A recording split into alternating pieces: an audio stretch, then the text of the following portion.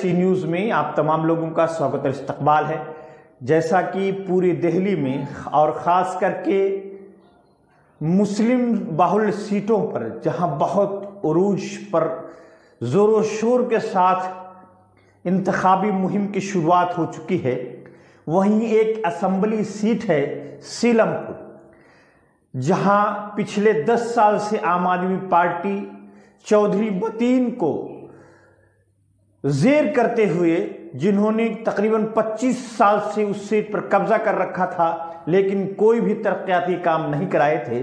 जिसके बाद आम आदमी मुतबादिल मिलने के बाद मुसलमानों ने आम आदमी पार्टी के उम्मीदवार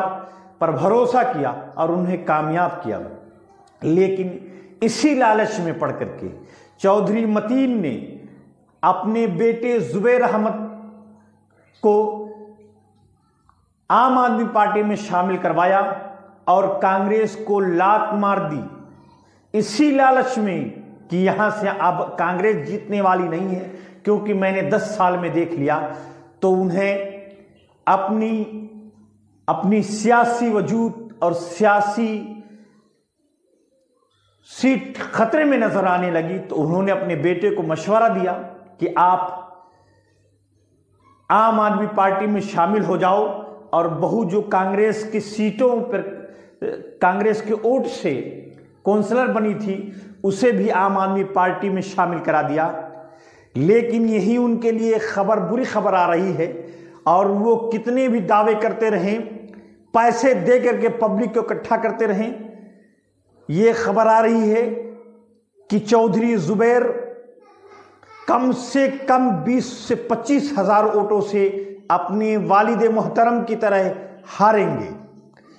क्योंकि बहुत से लोग नाराज हैं उनसे कि उन्होंने सिर्फ और सिर्फ इस वजह से कौंसलर के इलेक्शन में वोट मांगा था कि आम आदमी पार्टी ने मुसलमानों को धोखा दिया है और मुसलमानों ने उन पर भरोसा किया था और उन्हें वोट दिया था। लेकिन वो इस लालच में पड़ करके कि कांग्रेस यहाँ से नहीं जीतती, हमें विधायक बनना है, हमें कौंसलर नहीं रहना है, उन्होंने आम आदमी पार्टी ज्वाइन कर दी। उस पार्टी को ज्वाइन कर ली जिसके तहत उन्होंने किसी ज़माने में उसकी खिलाफ मुखालफत करके के कौंसलर की सीट 2 मरतबा, एक अपना खुद और एक मरतबा उनकी बीवी ने जीता था। लेकिन अब यही चीज़ अवाम के दरमियान बहस का मौजू हुई है कि ये आदमी मफाद परस्त है और जब भी चाहेगा पासा पलट लेगा। आप लोग देखें कि ये भीड़ यकीनन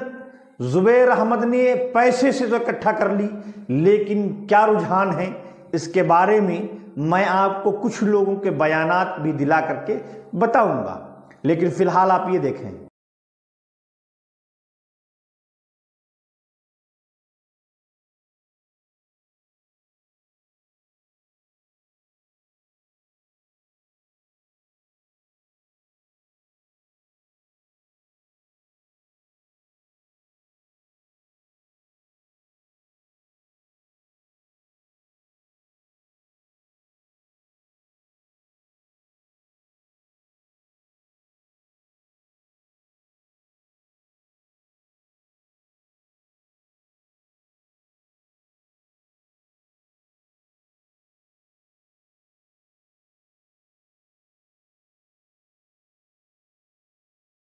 कि आपने देखा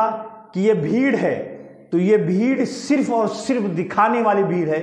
बहुत से लोग, इसी में से बहुत से लोगों ने मुझसे कहा कि ये भीड़ सिर्फ इसलिए आ रही है क्योंकि चौधरी मतीन अहमद साहब ने या चौधरी जुबैर ने हम लोगों को पैसे पे बुलाया है ताकि हम में भीड़ दिखा सके और लोगों को ये बता सके कि हमारे पास बहुत भीड़ है। और कुछ इसमें से आम आदमी पार्टी के वो कारकुनान हैं जो पुरानी दिल्ली के हैं, मुस्तफ़ाबाद के हैं, यानी दीगर जगहों से आए हुए वो पब्लिक है, वो आवाम हैं जो आम आदमी पार्टी के कारकुनान हैं, वो इसमें शामिल हैं और शामिल होकर के झंडा उठाए हुए हैं ताकि ये आवाम को बेवकूफ़ बनाया जा सके कि हमारे पास पब्लिक है। लेकिन कई